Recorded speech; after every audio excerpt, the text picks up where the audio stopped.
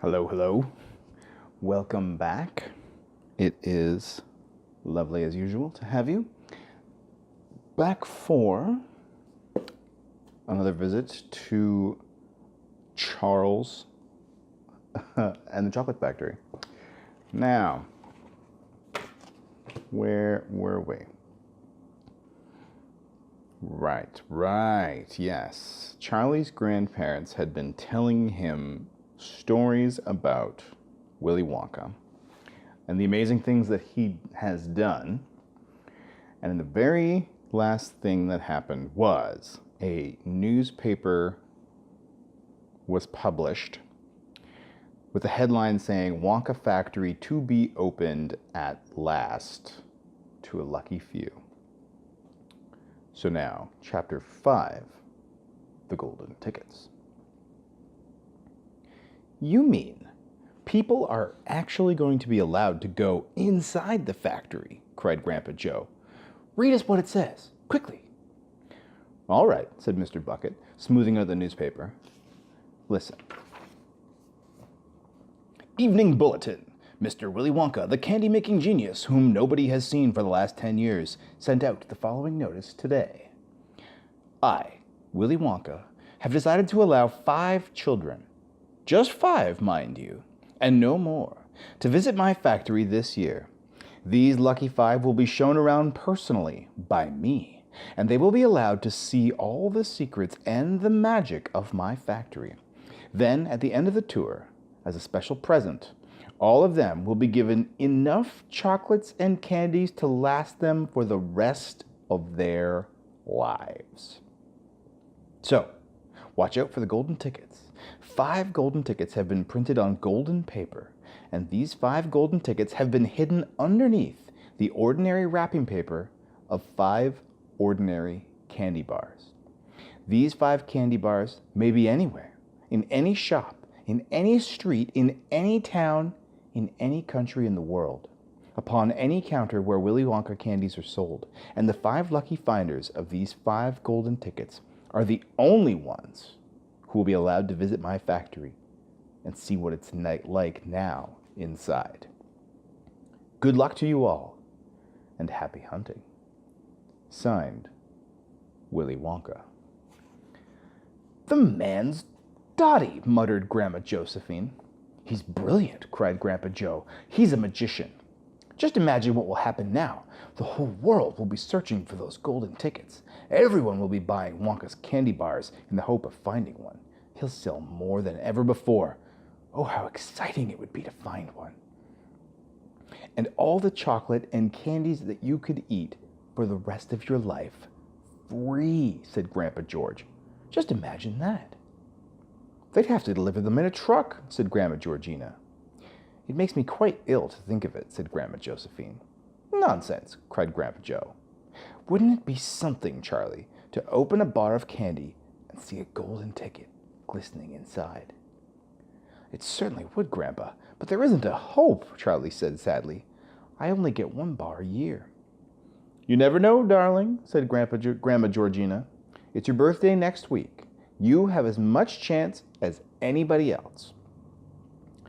I'm afraid that simply isn't true, said Grandpa George. The kids who are going to find the golden ticket are the ones who can afford to buy candy bars every day. Our Charlie gets only 1 a year. There isn't a hope. Chapter 6, The First 2 Finders. The very next day, the first golden ticket was found. The finder was a boy called Augustus Gloop, and Mr. Bucket's evening paper carried a large picture of him on the front page. The picture showed a 9-year-old boy who was so enormously fat he looked as though he had been blown up with a powerful pump. Great flabby folds of fat bulged from every part of his body, and his face was like a monstrous ball of dough, with 2 small, greedy, curranty eyes peering out upon the world. The town in which Augustus Gloop lived, the newspaper said, had gone wild with excitement over their hero. Flags were flying from all the windows, children had been given a holiday from school, and a parade was being organized in honor of the famous youth. I just knew Augustus would find a golden ticket, his mother had told the newspapers. He eats so many candy bars a day that it was almost impossible for him not to find one. Eating is his hobby, you know. That's all he's interested in. But still, that's better than being a hooligan and shooting off zip guns and things like that in his spare time, isn't it? And what I always say is, he wouldn't go on eating like he does unless he needed nourishment, would he? It's all vitamins anyway. What a thrill it will be for him to visit Mr. Wonka's marvelous factory. We're just as proud as can be. What a revolting woman, said Grandma Josephine. And what a repulsive boy, said Grandma Georgina. Only 4 golden tickets left, said Grandpa George. I wonder who'll get those. And now the whole country, indeed the whole world, seemed suddenly to be caught up in a mad candy-buying spree, everyone searching frantically for those precious remaining tickets. Fully grown women were seen going into sweet shops and buying 10 Wonka candy bars at a time, then tearing off the wrappers on the spot and peering eagerly underneath for a glint of golden paper. Children were taking hammers and smashing their piggy banks and running out to the shops with handfuls of money. In one city, a famous gangster robbed a bank of $5,000 and spent the whole lot on candy bars that same afternoon. And when the police entered his house to arrest him, they found him sitting on the floor amidst mountains of candy, ripping off the wrappers with the blade of a long dagger. In far-off Russia, a woman called Charlotte Russe claimed to have found the second ticket, but it turned out to be a clever fake. In England, the famous scientist Professor Foulbody invented a machine which could tell you at once, without opening the wrapper of a candy bar, whether or not there was a golden ticket hidden underneath it. The machine had a mechanical arm that shot out with tremendous force and grabbed hold of anything that had the slightest bit of gold inside it. And for a moment, it looked like the answer to everything. But unfortunately, while the professor was showing off the machine to the public at a candy counter of a large department store, the mechanical arm shot out and made a grab for the gold filling in the back tooth of a duchess who was standing nearby. There was an ugly scene, and the machine was smashed by the crowd. Suddenly, on the day before Charlie's birthday, the newspapers announced that the second golden ticket had been found. The lucky person was a small girl called Veruca Salt, who lived with her rich parents in a great city far away. Once again, Mr. Bucket's evening newspaper carried a picture of the finder. She was sitting between her beaming father and mother in the living room of their house, waving the golden ticket above her head and grinning from ear to ear. Veruca's father, Mr. Salt, had eagerly explained to the newspapers exactly how the ticket was found. You see, fellas, he said, as soon as my little girl told me that she simply had to have one of those golden tickets, I went into the town and started buying up all the Wonka candy bars I could lay my hands on. Thousands of them. I must have bought hundreds of thousands. Then I had them loaded onto trucks and sent directly to my own factory. I'm in the peanut business, you see. And I've got about 100 women working for me over at my joint, shelling peanuts for roasting and salting. That's what they do all day long, those women. They sit there shelling peanuts. So I says to them, okay, girls. I says, from now on, you can stop shelling peanuts and start shelling the wrappers off these crazy candy bars instead. And they did. I had every worker in the place yanking the paper off those bars of chocolate, full speed ahead, from morning till night. But 3 days went by, and we had no luck.